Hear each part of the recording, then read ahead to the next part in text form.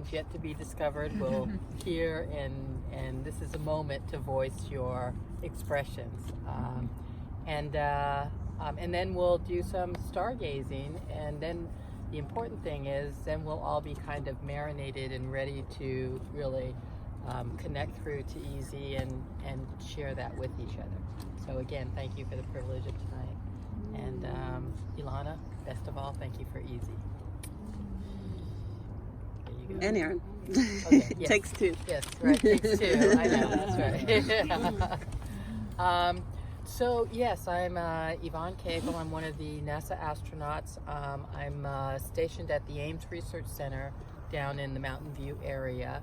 I train in Houston, where most of the astronauts do, but I'm kind of your resident astronaut on the West Coast because I do a lot of research that has to do with how the human body is going to sustain for long periods of time off planet during exploration missions to the moon, Mars, beyond. For me, my interest in space started when I was about 10 years old in Nevada, and playing around hide and go seek, top of an old oak tree, trying to get as close to the stars as possible. And I was talking to one night playing hide and go seek, and about to break the record, 3 hours, no one could find me. I mean, everybody's looking right and left, east and west. No one's. I'm like right above them. They're all down there running around and everything. And so I entertained myself talking to the man on the moon, and suddenly I hear this voice calling my name, and I'm thinking, Destiny, this is great. And it turns out it was just my dad.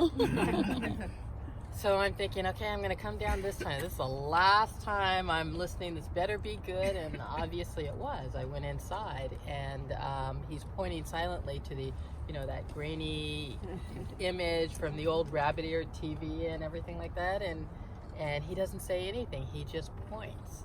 And what I saw, I cannot unsee. And at that moment, it really turned everything around for me. And that's because that night was July 20th, 1969, and it was human walking on the moon for the very first time. And so for me, the first thing I did was run back outside and tried to see, because I'm a little bit perturbed. I'm thinking I was just talking to the man on the moon, and he never even mentioned,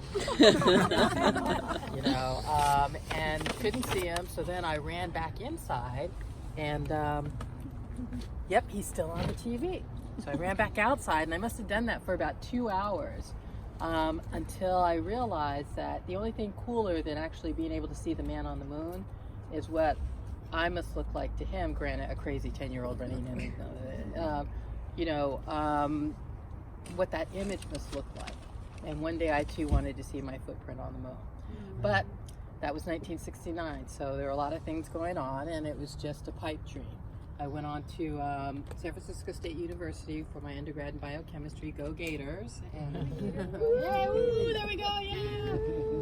And then went on an Air Force scholarship. So after 4 years at the University of Washington School of Medicine, I paid back my time as a flight surgeon with the Air Force, and I got to be the team doc for pilots in the air crew, which meant I got to fly in their F-111s, 15s, 16s, 18s, helicopters, heavies, air-to-air refuelers, medevacs, anything going.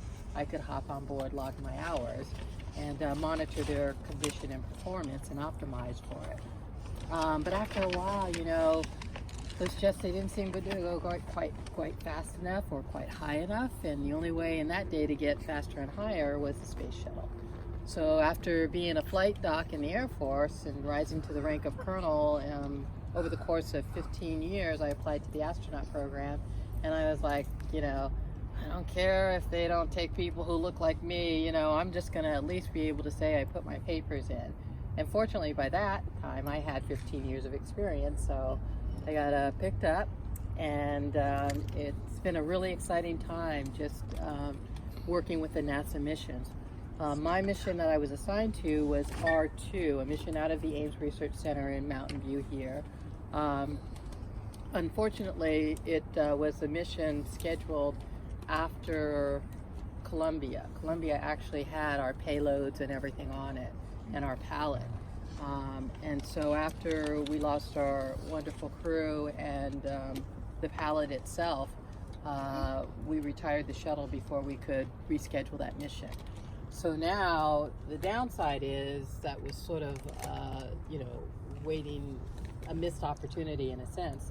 But the good side is that I didn't have to go to the back of the line after coming back, so I'm pretty close to the front of the line for our next mission, which is Mars. Yes. Mars 2035. There you go. Take it home. You even said, yeah. We are going to Mars 2035, and that's so exciting. So we've been training and working hard for that. But a couple of years ago, we got a call and they said, actually, we decided instead of going direct to Mars, I'm like, what? We're not going to Mars, no way. And they're like, wait a minute, we're gonna just go by way of the moon. I'm like, but you said we're going to Mars. This is not right. This is you said. And then like, Doc, moon, Mars, it's still off the planet. I'm like, oh yeah, right. Okay, all right, we can do the moon first. So we're actually going to Mars, but by way of going back to the moon. So this is a very exciting year because this year, 2019, in July 20th, will mark 50 years, half a century since that night, July 20th, 69, that humans walked on the moon for the very first time. And get your footprint. yeah, I can get my footprint. And we haven't been back since. Not clear why, but we're planning to go now, 2024, to do 2 30-day missions. The first will be in 2024. And we are going to test out the vehicle systems, communications, habitats, everything that we would need for Mars, kind of like a checkout mission. But we're going to check out the human system too.